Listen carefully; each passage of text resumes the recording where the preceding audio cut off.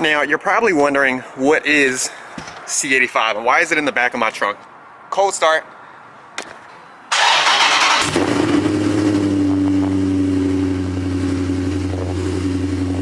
Welcome back to the channel, you guys. I got another crazy video about to go down. You can see I have Toro outside on this cold morning. But we're going to be talking about the differences between C85 and E85 and what I prefer to run on race days, and kind of explain the differences in power with my car specifically. All right. Now, if you haven't heard, okay, Toro is about to get a major upgrade for Dallas, right? And there's another special surprise I have for the channel as well. You'll just have to stay tuned. Now, if you haven't already, make sure you like, comment, subscribe, all of that good stuff, because if you know, everything 1320 happens on this channel. So make sure you lock in. Let's get into the fuel, you guys, because it's actually crazy to hear. But let's go ahead and get going. All right, so what we're going to be talking about is good old C85 by VP Racing Fuels, you guys. This is something that is really like not cheap. All right, this little five gallon bucket, all right, is $76. Now, there's a reason for that. Obviously, if you're a race guy, you know, if you go get race fuel, it's almost $10 a gallon. It's absolutely crazy. Like 109, 116, like Demon Performance Racing, all of that good stuff, right? Now, we'll get into the pros and cons and what E85 and what C85 is and the differences, but we're gonna straight dive into, all right, our C85. Let's go. Now, you're probably wondering, what is C85 and why is it in the back of my trunk, number one? And yes, I did wash my car. You know, shout out to JaxWax. Use code Toro for 20% off. But you're probably wondering, why do I keep gas in the back of my car? Now, yes, this is empty at the moment, so you can see, like, super easy to pick up, but when that's full, it's crazy heavy, right?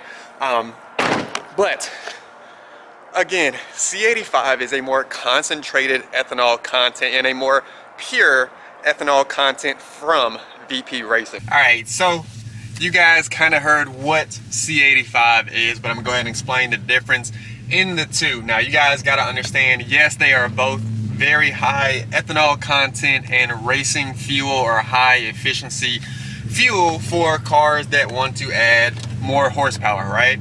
So again, your C85 is something VP Racing came out with to know what, you know, what purity you're actually going to be putting in your car as far as the ethanol content, right? And again, it clocks in and checks in right at about 70%. So that's what most people use to either dilute or add a little bit more if they got bad E85 at a pump, etc., right? Now, your pump E85, which is what you see mostly on Instagram, etc., of these yellow handles at the gas station, right? The content can range from the ones that I was using from 65 to 83% ethanol, right? So obviously you want it as close as you can to that 83 to 85% range for the car to run great. Now, if you run a flex fuel kit, perfectly fine. You can kind of adjust it. And then, of course, based on your tune, both of them are still a certain percentage of ethanol, certain percentage of gas, right? At the end of the day, that is the difference between the two. It's just VP Racing knows this is the content and always going to be the content. And then Pump E85, you always have to test and then still run the risk of it being lower than actually what it tests out at, right? So the difference between the two, purity versus you just don't know what you're going to get at pump to pump, right? So those are the big differences. Now, we're actually going to get into what the actual fuel is, the pros and cons of both. Let's actually dive into that right now. So what I want you guys to know, based on my car specifically, all right, no matter if I ran the VP Racing fuel or the true Sheets Pump E85, which normally is great up in the area where I was getting it from, it did not make a difference power-wise, right? To be completely honest with you, I think it made like 6 or 7 more horsepower on the VP Racing fuel versus your Pump E85, right? Now that is with some Pump E85 left in it, because I didn't drain the tank before the dyno runs, obviously, and just kind of added the VP Racing fuel to it. Now, what I want you guys to know, when you talk about E85 and making the power, right, you're gonna feel the power above your 5,000 RPM. So at very high shift levels or at very high torque or speed, right? And for me, it was one of those things that, you know, as a drag racer, obviously all of my shift points are well above 5,000 RPM. So that top end shift points is where I was going to see most of my gains, and that's exactly why I decided to choose it. Now, here's what's crazy, and I actually learned this in a video and talking to a few tuners. Now, everybody's a little bit different, but what I learned is once you get past a certain threshold with the fuel, it does not matter what your actual content is based on your tune. So for instance, got a few BMW friends that run like an E30, E40 content, and that's where they feel like their car is the most spicy, right? Or it gets, you know, it gets a little bit more active that way, right? Versus my car, who really needs as close as possible to E85, strictly based on the tune, right? But at the end of the day, you're not getting more power, right, just by adding more E85 in the tank, right? Once you hit that threshold, that's it. That's all you're going to get out of it. Just so you guys understand that, and to go in a little bit more in depth to that. So if somebody's tuned out for E40, if they went up to E50, E60, E70, etc., it's not going to add more power. It's just diluting the actual fuel to ethanol ratio, right? Or adding more ethanol to the fuel ratio, right? And again, it's all based on the tune. A lot of my JDM, BMW guys run lower ethanol contents because of their turbos and the boost, etc. And it just does better for their cars versus like a Mustang or my car having to run as strictly or as close as possible to that 85% range, right? So that's the big thing I want you guys to know, is that power threshold will always be the same based on whatever tune you're running or flex fuel kit, etc. Now, you heard me say I need to be as close as, you know, possible to E85. There's a reason for that. I strictly have a tune set up for this car for E85. I don't have a flex fuel kit. I just thought for me it wouldn't be the best as far as timing goes, because when I'm at the drag strip, it's happening like that, right? It's a 10 to 11 second run and then it's done, right? And I don't want the car trying to keep up with timing or whatever fuel is running through and then something bad happen, right? It's just, I'd rather be strictly on that tune, strictly running that gas, not a mix or anything like that. That's just me though. Everybody's different, all right? So the biggest thing, again, all right, is that high shift change for me, or shift points, and that's why I decided to go with E85 in my 1320, you guys. So let's go ahead and dive into the pros and cons, because you're going to be surprised at the differences on the pros and cons with E85 versus C85. Let's go. So let's start with the pros and cons of the E85. All right, pros, for sure, everybody's going to tell you the cost, right? The cost is way cheaper than what your premium gas is sitting at right now. Premium gas is sitting at $3.67 to $3.80 per gallon, which is absolutely crazy. Shout out to Byron on that one. But you know, it's one of those things that you guys need to understand this point too. The E85 fuel pump or gas pump, you know, is at about $2.30 to $2.50 depending on where you're getting it, which is way cheaper, right? But you burn it at a 30% more frequent rate, right? So you're gonna be at the gas pump more. So I actually did a test, right, and just ran strictly E85 for the week, and then ran strictly 93 for the week, and saw, you know, basically I was spending about the same depending on how much I drove the car. Now it's one of those things, you know, you're gonna spend, you know, in a car, if you drive your 392, your Hellcat, or whatever it may be every day, you're gonna spend a good bit in gas per week, per month, etc., right? But if it's just an in the garage car and you take it out on weekends, for sure run your E85. Firm believer in that, right? Definitely with the power, etc. But obviously when it gets cold, you're gonna struggle to start. But the biggest pro is cost, all right? That is way cheaper than your normal 93 premium gas for these cars. Now, another pro is it is an easy horsepower gain for the dollar, all right? I've seen people jump 10 to 20. I've seen people jump 60 to 70 horsepower. Again, depending on the tune, the supporting mods, what car you have, all of that varies, right? Mine jumps a good bit when I run E85 versus my normal 93. So I do enjoy and feel a little bit of a difference, especially right at a dead stop taking off, and then at higher RPMs or at higher speeds when I go out and play, right? So that is the second big pro for me. Now, the third big pro is kind of gonna lead into a con, right? The pro for me that leads into a con is when you find E85, you're gonna fill up, right? At the end of the day, you know, you're gonna spend your money, you know, best doing that. And it's one of those things that when you fill up the car, for me, tends to run a little bit better.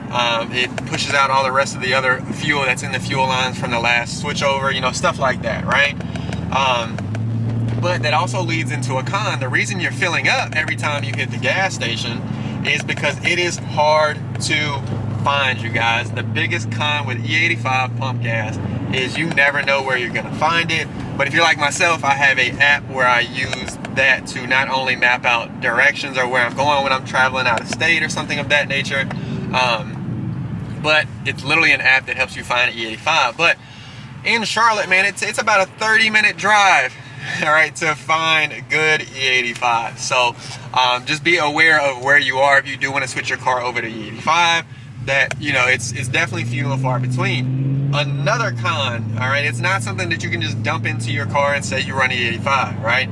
You definitely have to have some supporting mods. And I'll tell you mine that, you know, it cost me about $1,500 to $2,000 to be able to run E85 in this car.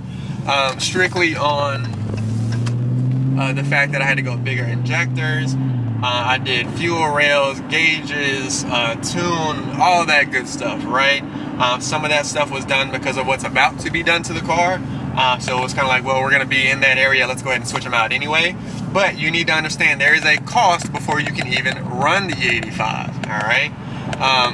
So with that being said, that is the second con. The third con for me, all right, at idle in cold temperatures, man, it's tough, right? You guys all love the cold start on E85s, but it can definitely mess with the alternator, the starter, the starter, and definitely mess with some of the fuel injection pieces, etc. I've seen people's fuel pumps go bad because of it, but to each their own, everybody's different. You know, I'm gonna try not to run E85 as much during the winter just because I don't want my car to struggle to start, you know, as much as it will, right? I want the car to be smooth.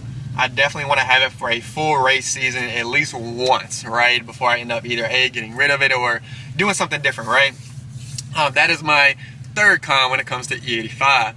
Now we're going to dive into C85 pros and cons. All right, so the VP Racing C85, all right? You guys, again, know what it is, know what it checks in at.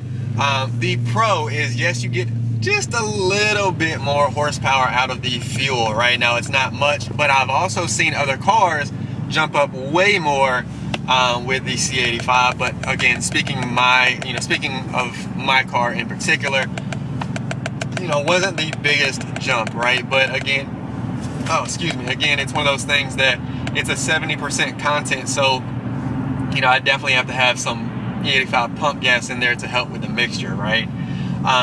So next, the biggest pro is the purity. You always are gonna know what is in your car, right? And I'm super OCD, I'm big on that, man. I think it's like super important to know what's going in and out of your car, who's touching your car. You don't want 1,000 hands on your car because that's where things go wrong, right? So I think the second pro for me is definitely the fact that the purity is always spot on with VP Racing fuel. And you know, I definitely use them a good bit at the track. Now, here's a few of the cons, you guys. You need to know that when it comes to using this fuel, especially the VP Racing fuel, it is not cheap, you guys. Obviously, when you want something quality, it's never going to be cheap, right? You pay for what you get. You know, Honda and Mercedes both make cars, but we're not trying to be cheap. We're trying to be the best, right? So for me, it's $76 for a 5-gallon tank. All right, that's absurd, right? That's somebody's full tank of gas right there. But again, you get what you pay for. The purity of it is what you're looking at. And you know, for me, I use it on race days, and it works well. And you know, it's it's worth $1 for me, right? But at the end of the day, it is costly if you decide to run it a whole lot, because 5 gallons doesn't get you too far. Now, the second con for me and what I noticed is, and this is a picky thing, right? You know, I have a funnel and all that good stuff, but I haven't figured out a good way to put the fuel in the car. Like, I can't explain it. Like, it's one of those things that, yes, that 5 gallon jug is heavy, and I have a funnel, but the way, like, how the funnel sits in the tank, it's difficult, right? So I want VP Racing to come out with some type of an attachment, and if there is one, let me know, that helps do it. Right now, some people say, oh, well, just put it in your normal VP Racing fuel tanks that you have, you know, blah blah blah. But I'm like, then I'm just pouring it into something else and then putting it into another. Like, I don't want to mix too much in one thing, right? Even though it's going to be mixed in the fuel tank, you know, don't hate me for that, you know. But yeah, I would say those are the biggest pros and cons for me, you know, as far as the two, right? Now, let's explain and show you some of the differences, all right, when it comes to C85 and the E85 power-wise. We'll bring up some dyno charts, show you some of the HP tuner setup, etc. I'll drop that right now. Sure. And the biggest pro that we came up with is highest power. Highest power. So I mean, you can't complain. It's that really is. It speaks for itself. It's great. I mean, it kills your pump gas, you know, by a huge margin. Yeah. From 60.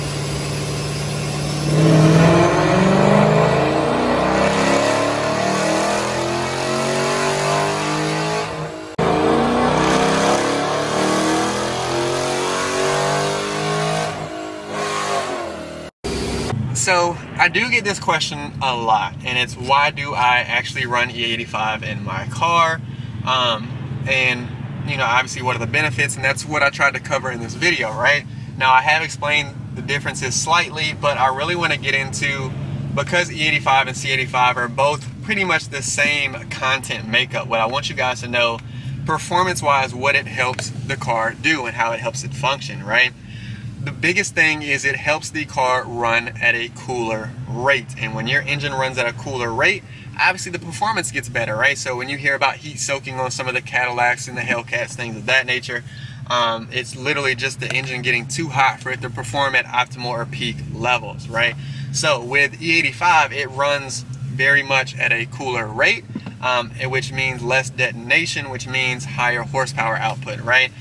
Or less hot spots within your engine, which is what you're looking for, right?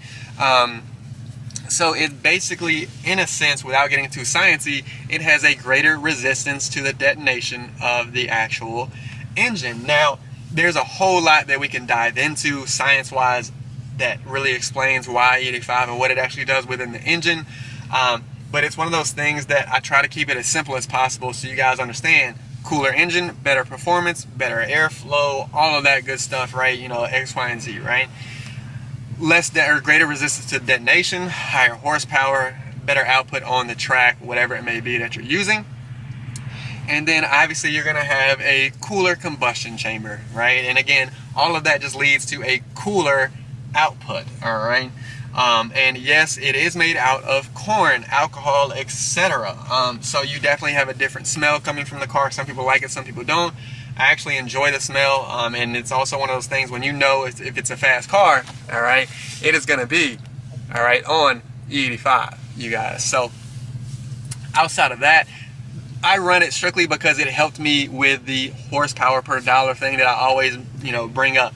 How can I optimize my dollar to get the best horsepower? Now, yes, I do run E85 and have run E85, you know, on the daily, etc. Especially when I first got my car back, man, I lived with E85 in my trunk. But obviously that is definitely a scary thing to do. Obviously, if somebody hits you in the rear of the car, you're gonna have an explosion or a bigger issue than you think, right? So it's one of those things that if you're on E85, make sure you have, again, something close by, right? You guys saw the differences. You guys are looking at a person who runs the E85 at the drag strip, and I think it does great, right? I definitely highly recommend it. But I want you to know, when it comes to stuff like this, I'm literally building my car on the go, right? So I'm trying to share it as much as I possibly can. But I also am realizing that I am influencing a lot of you guys and am out here trying to be as transparent as possible, but I also don't want anybody putting something on their car because I did it and not understand the background of it, right? I don't always post everything that goes into building the car, etc., because that's something that I don't really hold close to my chest, but it is something that I definitely want to make sure that once the car is done, I'll share my entire build, my horsepower, my times, like all of that with you guys. I have no problem doing so, but I want to make sure my car runs perfectly, and then I can literally say, hey, mass acceleration did X, Y, and Z to my car.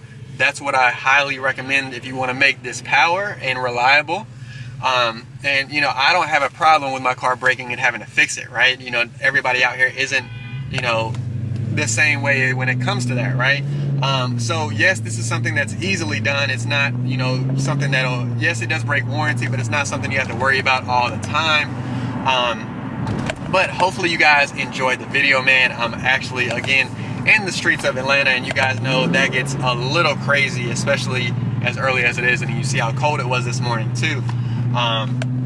So again, if you haven't already, make sure you lock into the channel. Everything 1320 happens right here on this channel, you guys. We got some crazy things going on. Yes, the car is getting built. Yes, I got a crazy surprise for the channel here shortly as well. Been trying to hold it in, man, but it's really, really hard. But yeah, make sure you lock in if you haven't, man. Check out some of the videos. Drag racing, car events, car shows, car meets, everything is going on this channel.